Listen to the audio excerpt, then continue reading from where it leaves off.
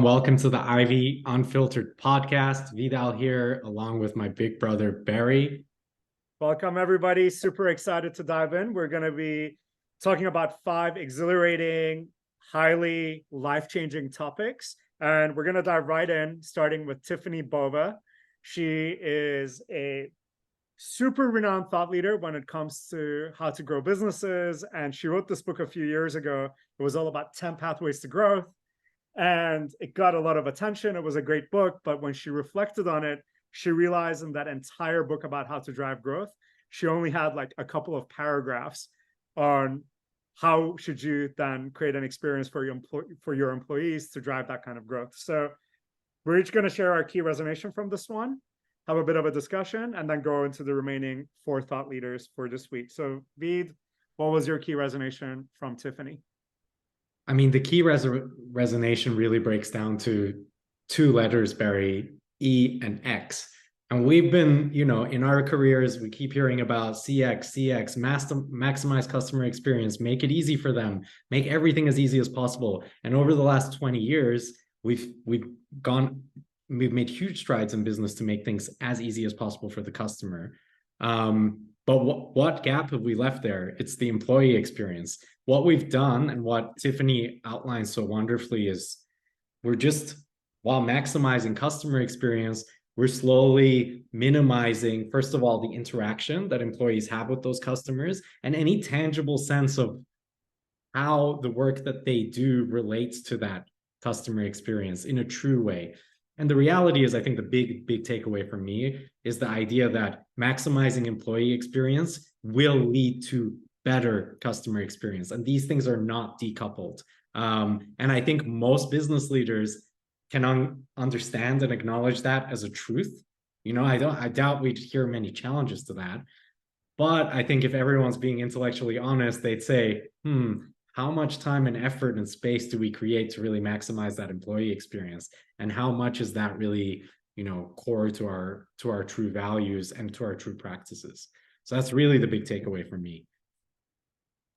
All right, excellent. So going off of what you just shared, one deeper thought that I've been having recently is about how there's this kind of diminishing almost compassion, diminishing focus as we go from the external world and move increasingly to our internal world. So for example, if it's a customer that's paying us $1 billion a year, we're obviously going to be on our best behavior. We're going to go above and beyond for them. We're going to do whatever it takes to make them happy. If it's a smaller customer that's just paying a couple thousand a year, we'll still do our best, but a little less so. And then when it comes to our colleagues that we interact with every day, of course, we want to be the best version of ourselves, but perhaps a little more unfiltered, a little bit more, kind of willy-nilly in the ways in which we behave around our colleagues. And as that comes even closer to sometimes our family members and how we may treat them, and finally, when it comes to ourselves, how we treat our own selves, it feels like we almost, our behaviors get less and less, like they're less polished, less intentional. So there is something really interesting about how can we treat ourselves as well as we would treat our best customer?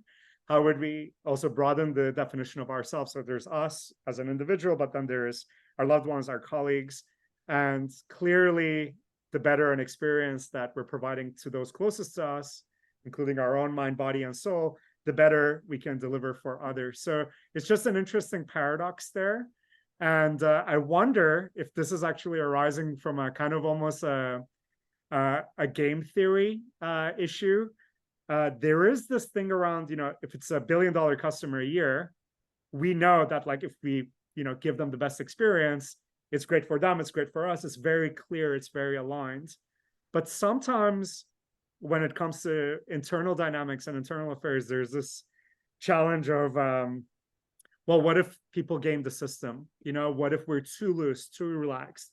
And with employees, it could be like, well, what if people take advantage of the system if there's too much flexibility and everybody can do whatever they want? So we want to make sure we can control and create structures to get the best out of everyone. And maybe even with ourselves, it's the same.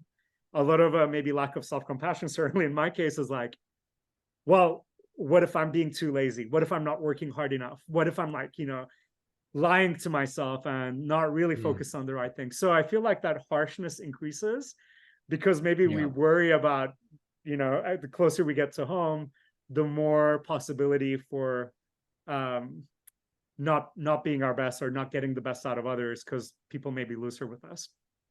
Yeah, well, first of all, that all resonates a lot with me. And it is interesting. I mean, the paradox itself, it's just so backwards. And I think we can all relate to this, particularly with our families, with our employees, with ourselves. Yeah, the closer it gets, the harsher that we're able to be.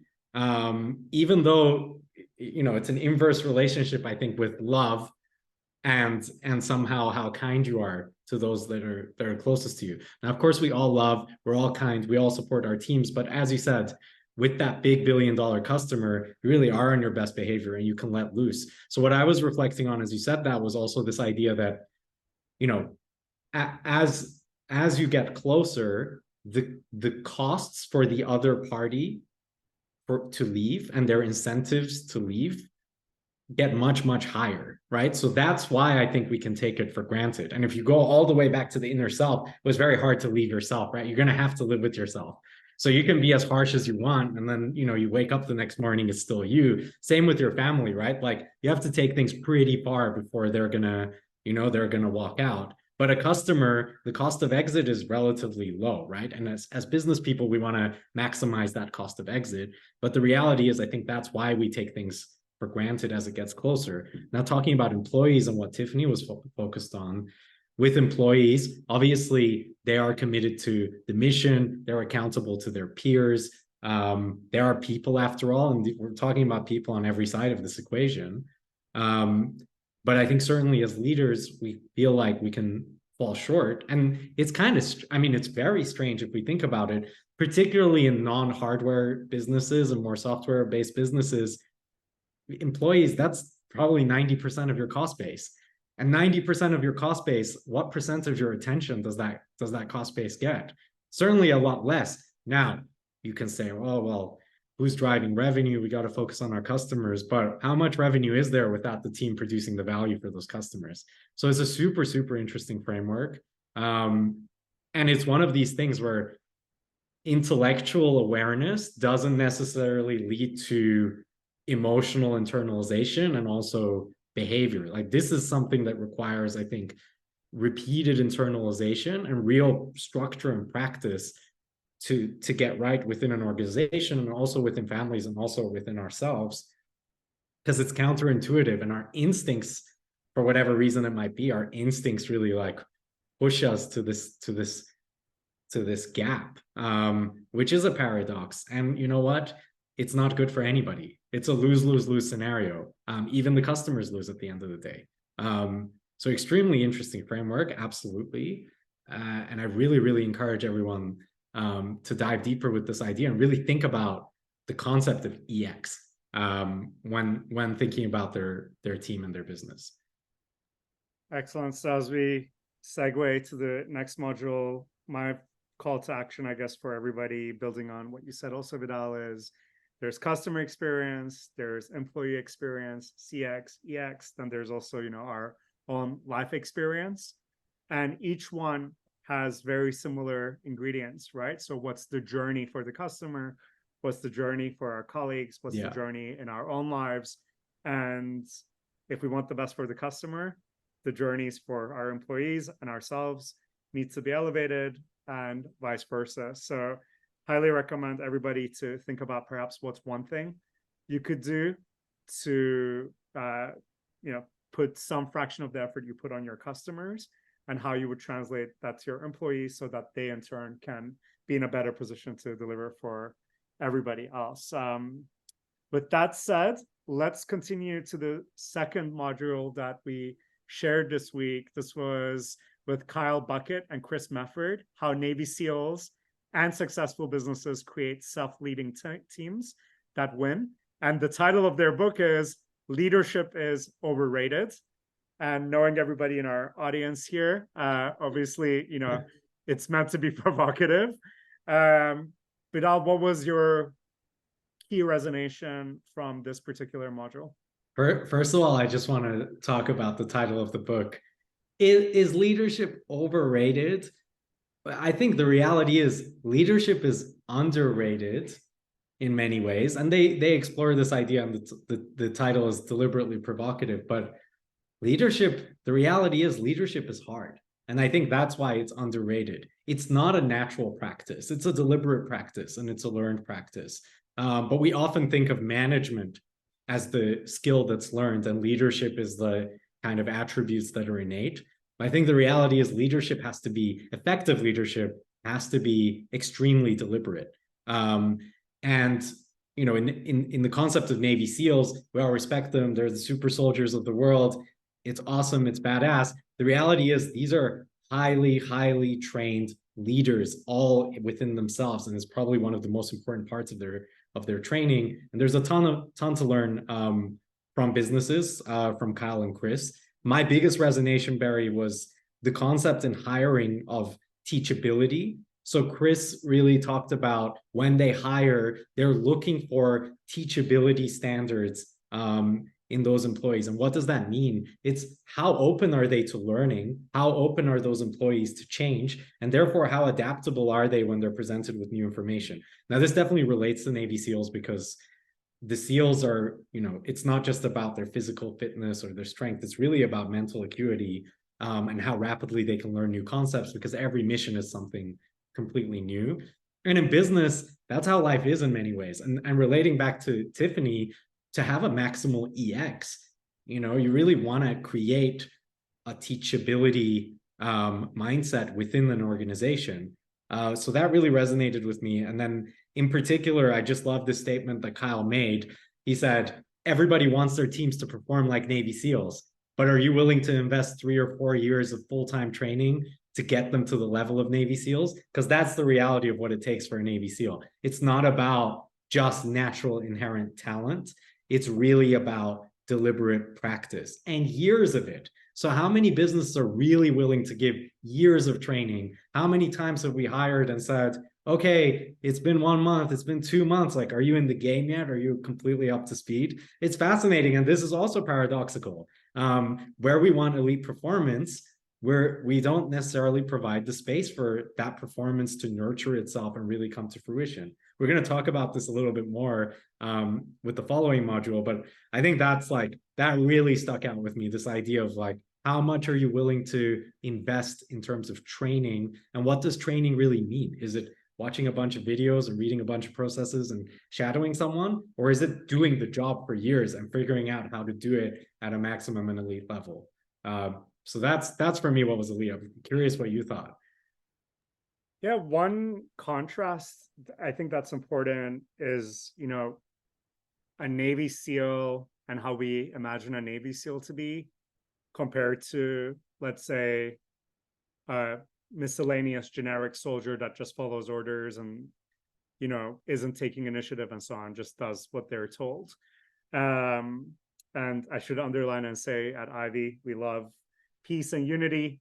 So not to glorify war here, but obviously peace and unity also comes from being able to effectively defend and project force, so that we're kept safe. The Winston Churchill quote, we can sleep easily at night because there are tough men out there willing to visit violence on those who would choose to harm us. So anyways, but there is something about who wouldn't want a team of Navy SEALs in their company, right, on their team. I mean, everybody would want that. As you were saying, though, if you want Navy SEALs, then that's a high bar. And the investment that those people need to make in themselves, that you need to make in them.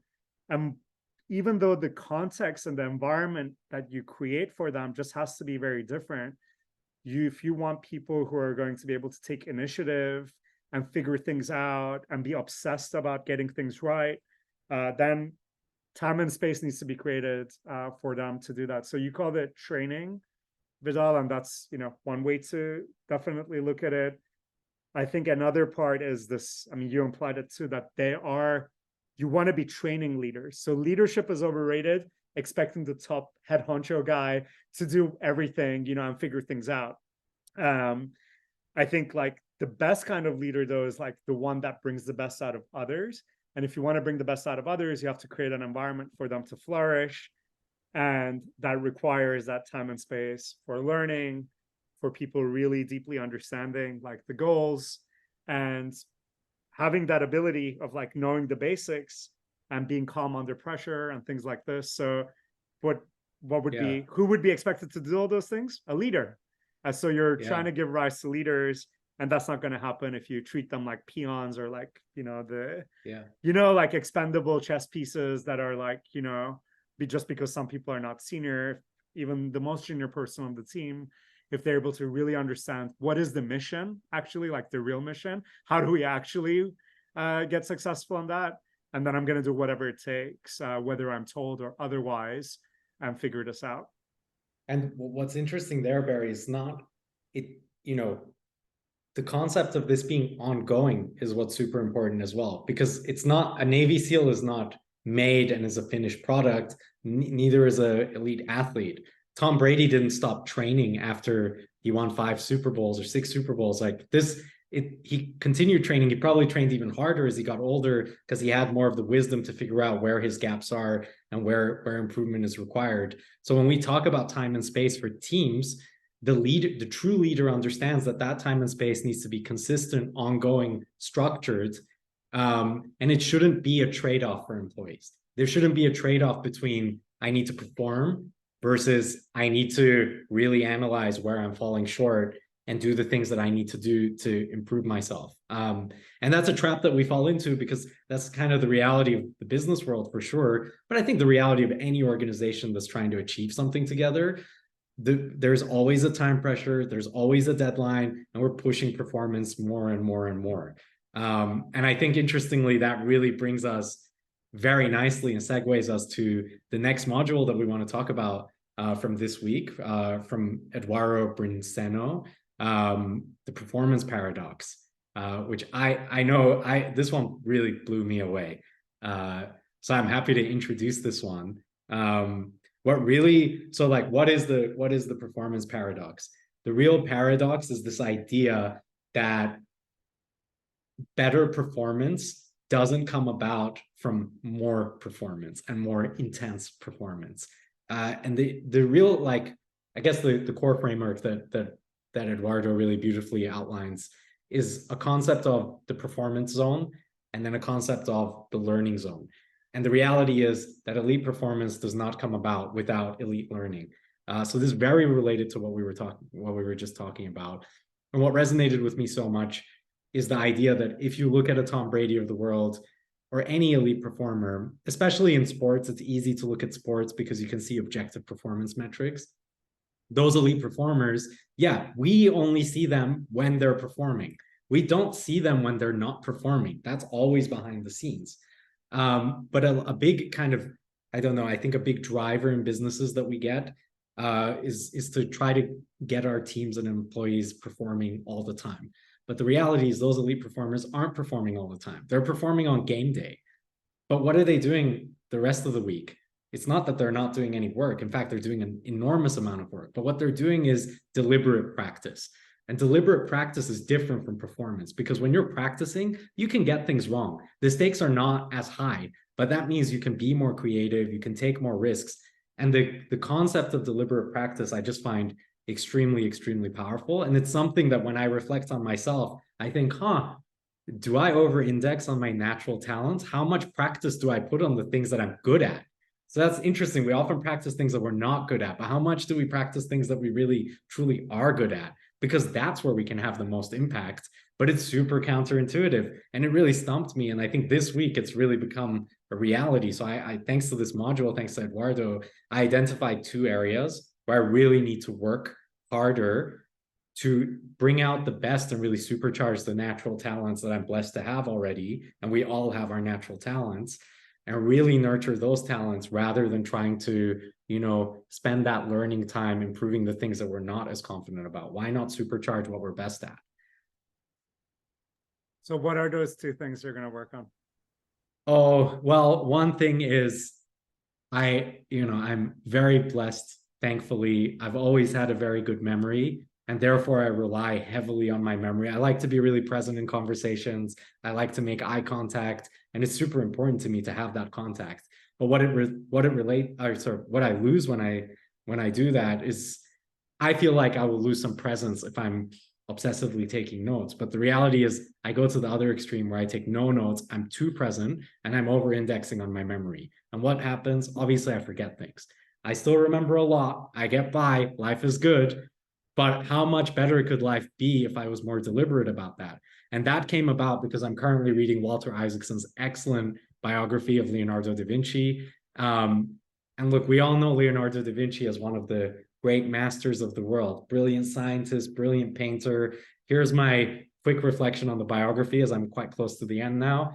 Quick reflection is Leonardo da Vinci, he's underrated, massively underrated. The man is so much more brilliant than we think or we believe. And you know why that is? It's not because he's naturally the greatest painter or sketcher or architect or thinker, or the most curious person in the world. These are his natural talents. He's endowed with these blessings. But the reality is he practiced like crazy. First of all, we know so much about him because he was very good at starting projects, not very good at finishing projects, but he left copious notes, thousands of pages of notes in detail about every single thing that he observed, everything that he was working on, really detailed to-do lists. It's surprising. You could look at those notes and it feels like, you know, someone of the modern age working in their Evernote or whatever their like favorite productivity tool is. So that's amazing. And then with sketching, he sketches the same thing over and over and over and over and over again. Sometimes it's imperceptible, even the differences. But for him, over years, he's still sketching the same face over and over. And it's that desire to seek perfection that I think like really, really brings out elite performance. And so that got me thinking about, well, I need to write more things down. Because I'm no Leonardo and I'm definitely not blessed with his creative abilities. But the reality is there is a set of natural talents that I have, but I neglect to nurture them because it's good enough. But is it great? Is it elite? It's not. And I think if we all reflect on ourselves, there's very few of us. There are people out there for sure who are extremely deliberate. But I think there's very few of us, if they're being honest with themselves, who can say, I'm really putting in very deliberate practice to nurture my natural talents. All right, beautifully said, Reed. And as you know, I grew up not being much of a note taker, but now I take notes obsessively. It helps me focus and keep track. I think for me, from the performance paradox, the part in the interview that blew me away, where I was so mind blown that I had to actually pause for a moment and got quite emotional. I asked Eduardo about, you know, all these sports analogies are great and business people love hearing it. But then why don't we just run businesses like sports teams? Like, why don't we just actually treat every colleague as an athlete and ourselves as an athlete? And his response to that question was, well, sports is about winning.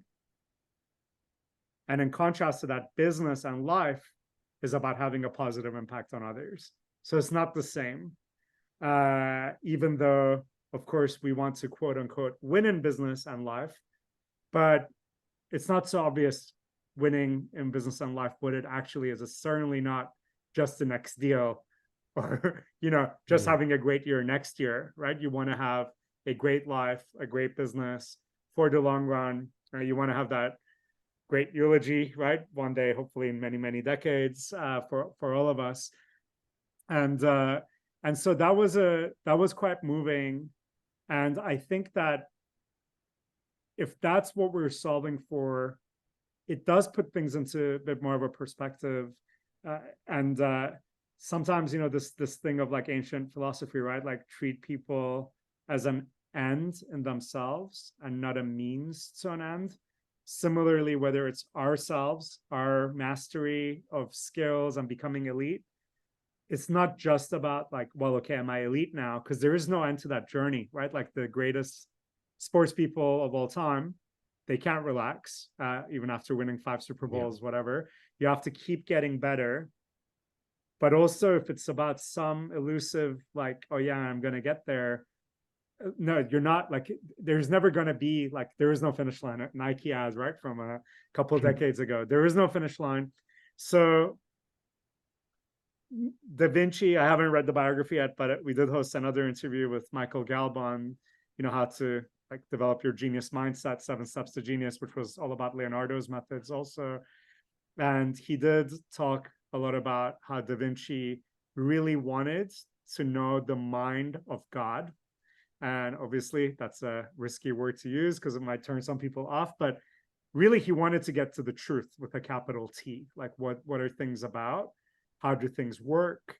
And I do believe that an incredibly powerful way of, certainly the way I want to look at my own life is, yes, like want to achieve lots of things, make a really positive impact, but there is like the E equals MC squared of what I am trying to do and what I think everyone is trying to do. That formula for how to live a life, how to treat other people, how to leave the world better than you found it, how to leave just a conversation better than, how to leave a person better than you found them just as a result of a conversation. So I get really motivated by that. And that takes a ton of practice. And Einstein came up with E equals MC squared. And he didn't just then like get a gold medal and quit and then like go on a vacation. Then it was like, okay, now I know this formula. Where can it be applied? What are the remaining mysteries? What's inexplicable? So sometimes like looking at practice, it can seem painful. Like Eduardo gave the example of the tennis player trying to get the ball into one corner at an angle at a certain speed and just like practice that all day long. For a lot of us, that might seem like monotonous. It's like, okay, yeah, I want to be good at public speaking, but I'm not going to practice it every single day like that, like a sports person. But if it becomes more about like, what's the truth of like what makes a great public speaker? What do they need to do more of and less of?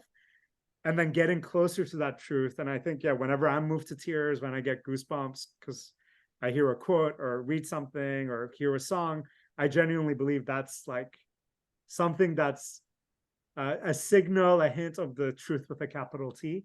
And for me, that's the greatest motivator for, why I put in all the hard work for the practice and the performance. Final thought and call to action for everybody on this one is the quote that many of us have already heard, but you can't sharpen a knife while you're using it. And so I think the biggest call to action here is like for all of us who are like performing every day, morning to night, and doing everything, truly how much time are we carving out to sharpen the knife? And what can we do to just increase that by maybe by 10%, right? We don't need to 10x it, but like, what would it mean to invest 10% more? And then as leaders, what would it mean if we have 100% oversight and influence over how people spend their time in our organizations? What would it look like if 1 out of every 10 hours was dedicated to sharpening the knife? Even if 9 hours is gameplay, what would it mean for each hour out of 10% of time to go there? So let me know if you have any final thought on that. Yeah, go ahead. Yeah, I love that analogy. I hadn't heard that knife analogy before, and I love it because for any of the keen cooks out there, your favorite chef's knife, you cut with it, and it's amazing when you first buy it. But actually, the more you use it, the blunter it gets, and you need to sharpen it. And if we apply that analogy to ourselves, our own minds, our own performance, and then also the performance of teams and groups, the reality is sharpening is important because it doesn't stay flat. The performance gets worse over time without sharpening. The knife will get blunter. So keeping it sharp is an intentional practice. And it's not something that, like we'll stay flat and that's good enough. No, you're going to get worse. So I love that analogy. That's a very cool one. Thanks for sharing that. My pleasure. And with that, we'll segue to the next module with Christina Wallace, who talked to us about the portfolio life and how we can future-proof our careers, avoid burnout, and build a life bigger than your business card. A few things about Christina. One, she's an absolute rock star. She was my classmate at Harvard Business School. She is an incredible entrepreneur, amazing family person. She's now an incredible professor who leads actually one of the programs on entrepreneurship at Harvard Business School. So incredible person. I loved the interview with her. And there was so much there. The key takeaway that I got was around the human Venn diagram, Oh, and me really too. Me thinking. too. Love that. So why don't you talk about it first, Vid, and then I'll round it out from there. I mean, for me, I never conceptually thought of a human Venn diagram and thinking of my life in that way. There's Ikigai, which we have a wonderful module on that, and I was exposed to that when I was much younger. And Ikigai is the Japanese concept of figuring out what it is that you love doing, what you're good at, what you can get paid for. And what was the fourth one, Barry? Now I'm forgetting what the fourth. What the world needs. What does the world need? Yes, absolutely. So I thought like that's an interesting way of visualizing your life and your goals. Then I thought a Venn diagram was kind of interesting because it's a similar idea. So where do those things meet? But I think what's beautiful about a Venn diagram is you can draw it in many ways, and you can make those circles be what you care about being. So I found myself trying to sketch. On my iPad, I was just trying to sketch. Okay, what's my Venn diagram? It's a tough exercise actually, and it doesn't come naturally. It's one of those stumping exercises because you think but it's quite difficult to figure out. As you know, Barry, last year when I was in Argentina and Patagonia, I think I called you at some point and I said, "Hey, bro, I figured out my life purpose." And that was fascinating. I think that was a natural process of finding my human Venn diagram because I found my various interest areas, the things that give me goosebumps, that bring tears to my eyes, the truth, but also the things that I'm good at and I think I can make a big impact on and want to make a big impact on. And I found that those all intersect somewhere. And it wasn't so much about, okay, I need to get there now. It was just helped me define what that North Star looks like. But the North Star is not, it's not one journey, it's not one path. The Venn diagram, you can get to that center from a lot of different angles. And it's just about having a vision of like, okay, well, what does that center look like? And am I getting closer to it every day? As long as you're not getting further away, you're probably on the right track. And are you ever going to get to that end? Did Leonardo ever get to his center of his Venn diagram? Probably not. And I think that is the point of the journey, though, to always push it forward. How about you? Why? I mean, we both resonated with the human Venn diagram. I'm curious why that stuck with you.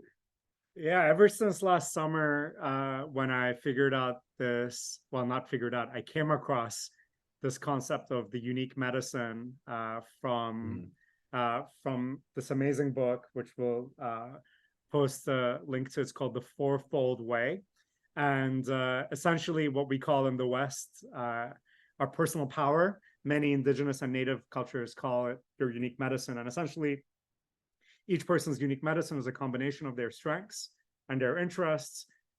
It's a unique combination. No one has quite that combo, right? Even though we share strengths and interests with others, but the very specific ways in which they blend within us, and also the specific time in which we're alive, it's unique to us, that medicine. The more we give off the medicine, the more people benefit.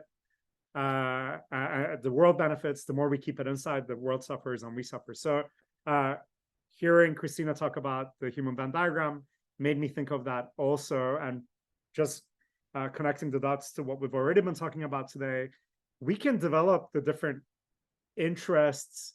We can, dive deeper into them. Whatever strengths we have, we can keep developing them. And obviously, the more we develop them, the better we're going to, kind of pursue whatever our North Star is. And I think that beautiful calibration of like, we have our own unique medicine, we have our own human Venn diagram, and then the world has like an infinite number of needs out there, the world of people.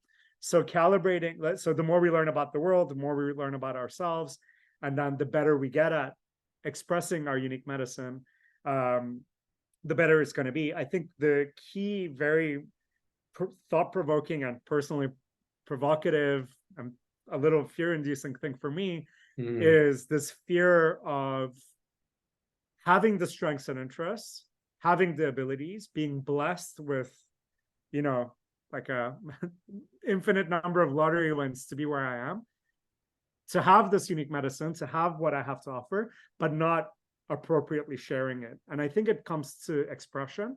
Like, how much are we actually expressing our strengths and interests? And how much are our strengths and interests getting suppressed by the environments we're in. So that could be our job, that could be our family situation, it could be the societies we live in, what cultures around us like cause us to emphasize or de-emphasize. And how do you, in the face of that, authentically really express your unique gifts and medicines? And I would say the biggest blocker, and based on also what Christina was saying, is like most people just don't spend much time thinking about this. Like we're in the game, we're performing every day, we're trying to win that equivalent of the football game or the tennis game or whatever. But really zooming out to think about and getting that sense of clarity on like, what do I actually care about? What actually are my strengths? What does the world really need? And how can I do that? So my call to action, based on all of what I just said now, is the exercise that Christina recommended in this exercise. Everybody to just like take 30 minutes in the coming days and write down 100 things that you deeply care about having in your life. And as Christina said, most people will run out of steam when they're 20 or 30 items in. I actually did this. There was a Randy Poish, who was this incredible professor at Carnegie Mellon, who unfortunately died at a relatively young age. And before dying, he gave this last lecture, which is also now a book and highly recommend to everybody. Yeah. He also said, write down your 100 things. He himself had learned it from somebody else who I can't remember now. So in any case, when I did this when I was young, I did it on Excel, and I was just, and like at some point I started repeating myself. So, but I still got to 100, and then I started grouping things and grouping and stuff. And actually it boils down to very few areas. So it's not like there's 100 different things that we're all looking to achieve. It's actually a handful of things. And there are trade-offs here. So if you want to, I'll give a superficial example. If one of your goals is to have $1 billion in your bank account, the amount of time and effort and focus and decades that might take is a lot. So you may be like, hey, you know what? $1 million is fine in my bank, maybe 10 million, whatever the number, doesn't really matter. It's like just an illustrative example. But the time it will free up for not trying to get to $1 billion, because like that's not the only interest and strength I have. I have other things also that are important in life. It was a nice calibration of professional and personal priorities. So that would be my key call to action for everyone. And if you haven't done this, I can't think of a good reason. You're going to live years and decades more. And you could do it having done this 30-minute exercise to see clearly. And what Christina says is that actually most people, if they're honest with themselves, they're doing a ton of stuff that doesn't even make it into the list of the 100 things. And there are a lot of things on that list of 100 that people haven't even touched, and they're living their lives ignoring what they really want. So first things first is awareness, and doing this list of 100 would be my call to action. So interesting. How many people would respond and say, I don't have 30 minutes? Or like that would, if they don't do it, they'd be like, I'm so busy. Well, how many minutes did you spend on things that wouldn't even make it into a list? The top 100 things that you care about. It's so fascinating. And look, there's a recurring trend this week in all of the interviews that we did. It's a lot about ourselves being our biggest blocker. At the end of the day, it's just about giving ourselves also the time and space to work on ourselves. And it's just too easy to say, I don't have 30 minutes. And it's a lie. We're all lying to ourselves, but we don't have to feel bad about it. We just need to spend 30 minutes doing something deliberate. And that 30 minutes may provide thousands of hours of fulfillment in the rest of our lives. So I think that's really important and a great call to action. And when you're a leader, it's a bit of a double whammy, because you obviously have to do all this for yourself and make sure you have support and accountability at a peer level, or somebody, even Olympic athletes, right? Nobody won an Olympic gold medal without a coach. So we got to do this for ourselves. Though the onus of leadership is we also have to make sure we're creating environments where people are a lot more likely to do this kind of reflection and self-development than otherwise. And so as leaders, we do decide. So for example, those running companies and divisions and teams, guess what? You can take 30 minutes as a team to create this list. And people don't need to share their list with each other in full, but they can certainly share, hey, we all did it. And we're all going to share, what was my key takeaway from writing this list? Is the one thing I'm going to do differently as a result of this list? Everybody could just share that. And then you could just resonate having heard everybody, Yeah.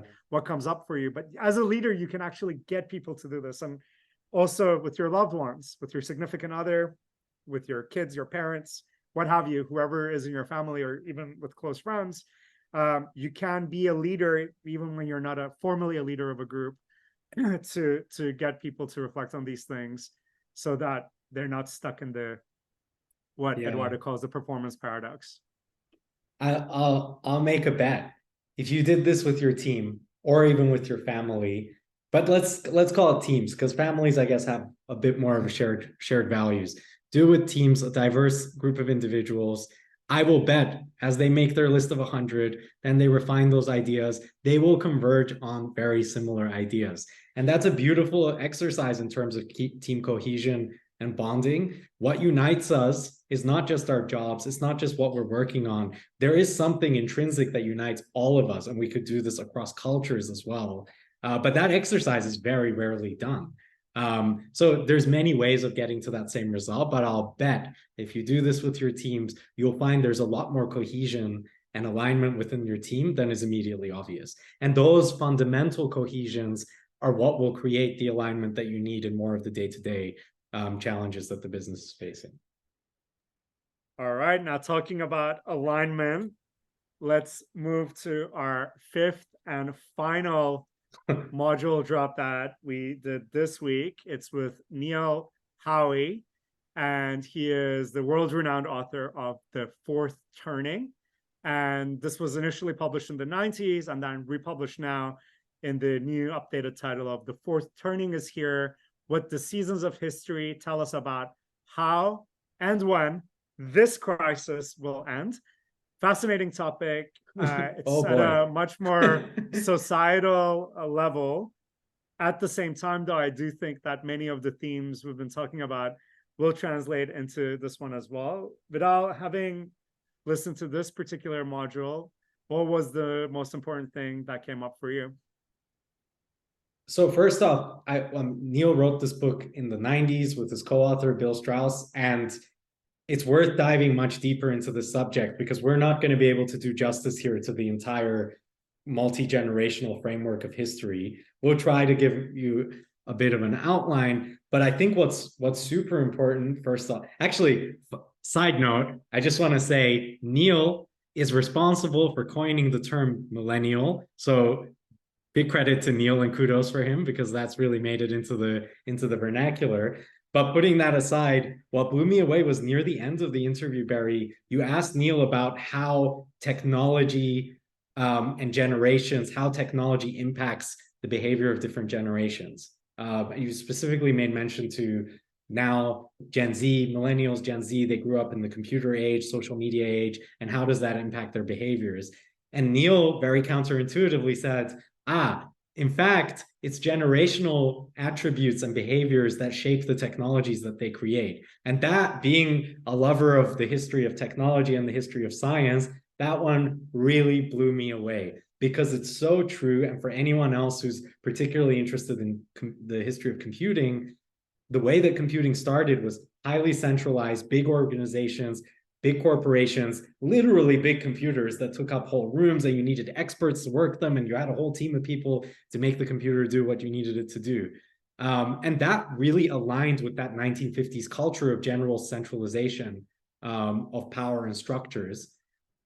And that was what that generation, so this is the parents of the baby boomer generation, that was the world in which they were comfortable. The children of baby boomers, on the other hand, where did they come to fruition? Like, when did they start kind of leading the world? It was in the late 60s and 70s. All of a sudden, it's all about individualism. It's all about personal liberty and personal choice. And what did that lead to in a technological sense? It led to people like Steve Jobs, Steve Wozniak, Bill Gates, taking this big mainframe computer, bringing it to your home, making it personal and saying, now you don't need any organization's permission. You can create on your own. You can do what you want. You can build your own groups. And that's super, super fascinating. And this next generation of big tech that we see is taking that even further and really decentralizing even further. And that's what the internet's responsible for. So I found that really fascinating. I'm really curious. what the next generation, the Gen Z generation, what impacts are they going to have on the future of technology? Because according to Neil, it's the generations that impact the creation of technology and not the other way around. Technology doesn't shape us. We shape technology. Yeah, powerful reflection. Zooming out, so the main, and we'll come back to technology, but the main big picture message from the fourth turning is that across a long lifespan of a human, like 80 to 100 years, there are these turnings that happen in every generation, so 20 to 25 years. And in the big picture, it basically goes from this environments in which there is a ton of structure, control, predictability, centralization, which then gives way to a kind of a looser, more individualistic, and a distrust of centralized powers and so forth. And at a just more kind of relatable level for individuals, what Neil shared with us is that it's basically about parents, like very strict parents raise kids who end up being much looser parents that just like let their kids do whatever. And then those kids who grow up doing whatever and not having that structure crave a sense of like order and structure, and then they become the strict parents, and it goes like that. And apparently this extrapolates to entire generations. So the generation that fought World War II in the United States, obviously massive central power and projection, incredible sense of unity against adversaries across the world, and tremendous trust in institutions. Not perfect, but like certainly people, signing up and getting drafted and fighting the wars and all that kind of stuff. Followed by the generation that Vidal talked about, where that transitioned into a culture of more individualism. So according to Neil, we're now in this fourth turning. So our generation is one where he made a very uplifting comment. In every fourth turning, there's a total war, and a total war has never happened when there wasn't a fourth turning. So he made a comment like that, at least in the last few hundred years. And the fourth turning that we're in is expected to last until year 2035, which is 12 years from now. So I'm 38 today, and I'll be 50 when this fourth turning is over. And in a moment like this, what Neil said is that we're observing it everywhere. Trust in institutions and central power is all-time lows, tremendous polarization, lack of a sense of community, lack of a sense of unity, perceived or otherwise, right? But it's very much seems to be what we're experiencing. I'm here in the US, Vidal's in London, but this polarization and so forth feels very much like trend. So essentially what Neil is saying is that this will kind of crescendo in some mass crisis and then give way into a new first turning, a time of unity, trust, new rebuilt institutions, and a sense of like really people wanting that normalcy. And what he says is that in times like this, we want the safety and security and trust of family. Family becomes really important, and to be able to navigate this crisis, and then kind of a national global environment where we have that sense of unity and trust and institutions, very much the way so many of our institutions today came about in the aftermath of the Second World War. So for me, I guess the key takeaway from all of that is Vidal and I, we grew up with parents who had strict parents of their own. So our parents were like very gave us a lot of latitude and freedom. So as far as I can remember, there were no rules, no curfew, no prescriptive do this or do that. There was a tremendous amount of trust, and I was the firstborn. So they gave me a ton of freedom, which then made me very independent, but also I would say responsible, because there were no clear red lines. So I had to figure out, what am I comfortable with and so forth. And we also moved countries from Turkey to Scotland when I was 11 and Vidal was like 6 or so. And I think I've been obsessed my whole life about community, connection, bringing people together, unity. And I felt this tremendous dearth of it. Like it just felt like it just wasn't really there. Not just for me personally, but in the world. So when I was graduating from Brown in 2006, for whatever reason, as part of one of my classes, we were reading commencement speeches from the 50s, so in the aftermath of the Second World War. And there was one at Princeton where the dean was giving this commencement speech telling people like, now, like, you are, with your talents and your blessings and everything you have access to, you have a responsibility to uplift the nation and bring up communities and make sure those who don't have the privileges you have, that you do whatever you can for them.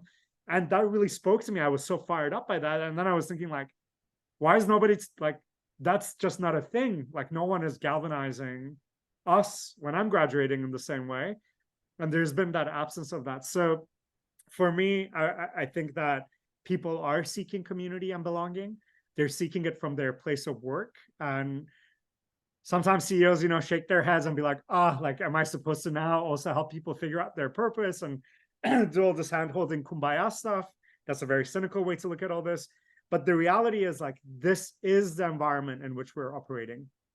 With the decline of organized participation in religion, and like participation in organized religion, decline in participation in, like companies used to have their like bowling leagues and all kinds of stuff that got people, together. In the absence of all of that, Maslow's hierarchy hasn't changed.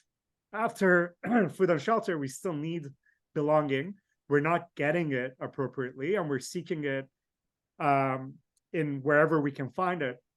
But if our families are not providing us with that, that sense of communal belonging, because we live far from family, or, families are more dispersed, we're not finding it from our companies because of remote work and like, let's just get down to business.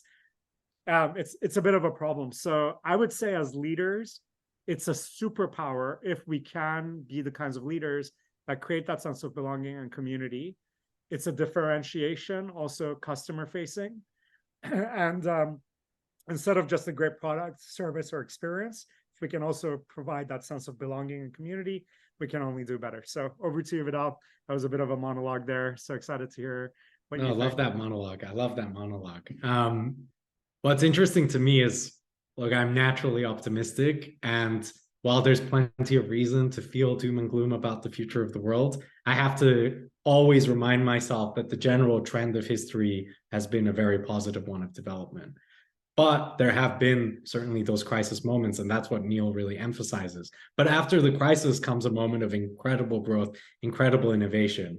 So really, just looking at a macro picture, the responsibility of this generation is, while patterns of history do repeat themselves, and that's what Neil's work outlines as these cycles of history, it doesn't mean that it always has to happen the exact same way. And this is what everything that you said, Beri, these are the structures that we need to create to ensure that doesn't happen. And relating back to earlier conversations that we had, it's about creating space, not just for practice, but space to find commonality. So while we were talking about Christina's human Venn diagram and the portfolio life, doing the exercise with your team of the 100 most important things, we need to find that unity across borders, across cultures, within teams, within families, because we're living in a world now where even families can't find that unity. And I don't think that's a reason to be cynical. It's a reason to be motivated to change that, because it's not necessary at all. But it's certainly not inevitable. But the reality is we have to be extremely deliberate about correcting that. And that deliberateness is not there right now. And that inspiration and that vision for a world that is more united and better, it's getting a bit lost in the ether. And I don't, we could point to so many things for why that's happening. But the reality is at its core, what is the world? The world is just a collection of humans. And generally, humans want what's best for their family. They want what's best for their group or their tribe. And what's best is generally peace, unity, growth. But it's too easy for us to forget those. And it's, this is something I repeat to you all the time, but, the small whisper of negativity can permeate a group like a cancer. But positivity, you need to scream it at the top of your lungs for that positivity to really internalize. So it's an effort. It's a real effort. It's something that we have to put energy into. It's something that leaders need to put very, very deliberate energy into, because the way they see the world, the way they perceive, the daily occurrences and the reaction of their customers in the market and so on, that permeates down to the whole organization, and they can't help it. It's just how it is. There is a sense of organizational self, organizational confidence, organizational anxiety. So be quite deliberate. I really want leaders to be quite deliberate about what kind of feelings are you sharing with all of those around you, because you're in a particular position of influence to either push them up and motivate them, or make them feel bad, go to sleep, maybe afraid for the future. Why do you want to do that to anyone? You wouldn't do that for your own family. Don't do it for your teams. Let's just smile as much as we can every day and be positive. Awesome. Well said. And I think in our last few minutes together, let's do a bit of like a zoomed out overall reflection. And we covered 5 modules that we dropped this week at Ivy, and we'll do this every week. Hopefully going forward, we'll do this kind of a review, and hopefully it's intended to spark a conversation for everybody who chooses to participate, listen in on this, share their own comments and so forth. We really want to make it interactive. And on that view, I just want to share a couple of closing reflections. So first of all, there's this conversation that, Vidal and I both listened to the All In podcast, and they had their conference and they hosted Ray Dalio as one of the guests. And one question, Ray Dalio likes to talk about the cycles of history, and every empire falls and this is why they fall. And one of the questions to Ray Dalio was, well, okay, so is it physics? Is it just mathematical? Like that's just human beings are wired in a certain way. And so when empires are built, they will inevitably fall in certain ways because it's physics. And we both also like Foundation by Isaac Asimov. Vidal read, I think, all the books or most of them. I just finished watching the series, the latest season on Apple TV. And there it's, psychohistory, that there are patterns. And maybe a big question for all of us as leaders is it physics? Are we just stuck in these loops? The forces are so big, like billions of people making decisions, and we just kind of, that's the ocean, and we have our little surfboard trying to surf a wave. Or actually, can a small group of people, can individual leaders who then, through the actions they inspire and the environments they create, can they turn the tides of history? So the fourth turning makes it feel like, look, it's just how it goes. It's like there's a crisis, then there's the aftermath, and this is just how it goes. Any student of history, though, like when we think deeply about this, we'll see that, there are these extraordinary individuals. Walter Isaacson just released his Elon Musk biography. Vidal and I think, both listened to the Lex Fridman interview with him. And, Isaacson also said, like, when you study these people, you realize there's nothing inevitable about the change that they created.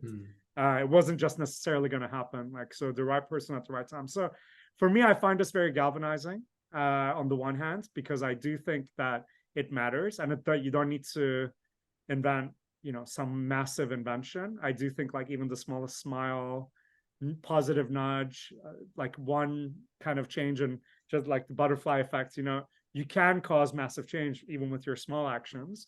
Not to say that we shouldn't all endeavor also to take big actions and make a big impact, but I do think it's important. I find it very disappointing and upsetting when I hear extremely accomplished people who are publicly expressing their despair, how much everything sucks, and how epically certain leaders are failing, or how bad society is. And I just think to myself, my goodness, like you, especially like you have, so many resources compared to the average, so much education, so much ability, crazy Rolodex. But if that's your attitude, that like you're just screwed and you're the victim, and this isn't one or two people, it's an epidemic of this that I'm observing. Certainly, it's also, there are incredible exceptions to this rule too, but there's a lot of that going around from those who, objectively speaking, are definitely not victims in life, if you just compare it to the human population at large. So I just think that it's critical for us to be very mindful. What kind of conversations are we generating? How do we nudge dialogue within our families, companies, societies, and humanity at large? And final thought, closing thought for me is Yuval Noah Harari had this debate with Mustafa Suleyman on The Economist, which I just finished last night also. And he said, democracies are conversations. That's why we never had large-scale democracy in the past, because the technology was not there to have conversation between millions of people. And now that we have the best technology ever, it's shocking how our conversations are breaking down. And it's a huge risk to open societies that depend on conversations. So before going online, I shared this with Vidal, and I'll share with everybody here. I do think as leaders, we are, the people who create the space, hold the space. We create containers for people to learn and grow and flourish and, get clear on their North Stars. But as leaders, we also have the risk that we could be the assholes that hold people back from doing all of that because we create environments that aren't as good. So let's really realize that we have our hands on the steering wheel, that society is not on autopilot. And the way we create space, the way we galvanize others really does make a difference, certainly to those that we interact with directly, but also indirectly, all the people who are impacted by the people we impact, and the chain reaction of that is endless. So I would love for everybody just to really consider that, like, you are in charge of a lot, whether formally or informally, and how can we create better conversations, create better spaces for people to be flourishing. Over to you, Vidal, to close us out this week. Wow. Amen. Very well said, Beri. I think my only reflection, because it's hard to top that, and that's a really great closer. My only reflection is for those folks who are feeling that despair and voicing that despair. It's a popular buzzword in the business world now, this concept of quiet quitting, and particularly with flexible and remote work. You might think, oh, are my employees like really engaged anymore? Are they quietly quitting? Think about yourselves too. Have you quietly quit on the world? Have you quietly quit in your responsibility to those around you, not just your teams, but your societies and the wider world? And really reflect on that and be honest with yourself. And you know what? Stop and get back in the game. And feel the responsibility and feel that pressure, because it is a pressure, but it's a very positive pressure. It's a pressure for the greater good. So that's my closing thought. What a whirlwind journey we've had this week, but a great conversation, Beri, as always. When we take a breather from our day-to-day work and really reflect on all of this wisdom and knowledge that these wonderful thought leaders bring to the world. Beautifully said, Vidal. Everybody, you will see links to all the full 60-minute interviews with every single thought leader we referred to today. If you want to go deeper, we have a brand new app also that gives you each insight in really, like, whether video, audio, or in writing. So hope you enjoy it. Most importantly, though, we want to see your comments, how you're going to put this to use. Please reach out to either of us. We'll also put our email addresses and how we can do better in these conversations. Excited for the next one next week. And just want to say a huge thank you, Vidal, for making sure this happened today, and for giving us, I guess, space and time to have these reflections. And thank you, everybody, for joining to listen in and for helping us co-create this with your feedback. So until next time, take care, everybody. Bye all. Ciao.